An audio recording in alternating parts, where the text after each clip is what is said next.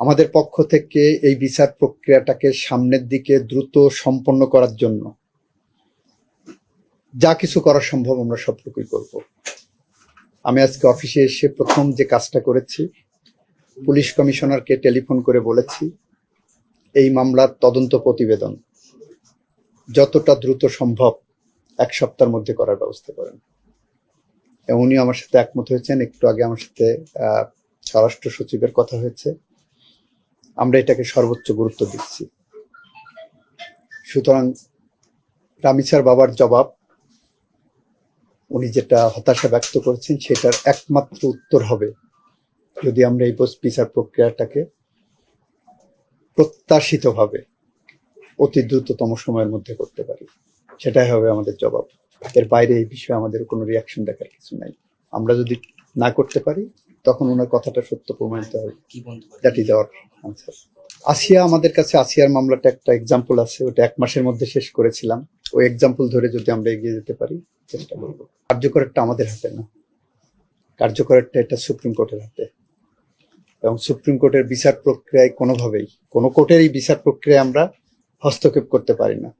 কিন্তু সুপ্রিম কোর্টের এখানে যেহেতু পেপার বুক করার একটা এম্বার্গো আছে, আর ট্রায়াল কোর্টে পেপার বুক করা এম্বার্গো না। আমি আমার পাবলিক প্রসিকিউটরকে বলতে পারি যে এটা ফার্স্ট ট্র্যাকে নিয়ে যাওয়ার জন্য, জজ সাহেব বাকিটা দেখবেন। একটা সমাজের জন্য এগুলো অত্যন্ত দুঃখজনক, ক্ষতিকর এবং ঘুণে ধরা সমাজ একটা, সেটা মনে করা যায়। এটা মানুষের মনুষ্যত্ব হারানোর একটা জায়গা। যারা এই ধরনের অপরাধের সাথে সম্পৃক্ত, এখানে সেই অপরাধীদেরকে দৃষ্টান্তমূলক শাস্তি যদি আমরা না দিতে পারি, সেটা একটা ব্যাড মেসেজ যাবে এবং আমরা ওই পথ দিয়ে আগাবো।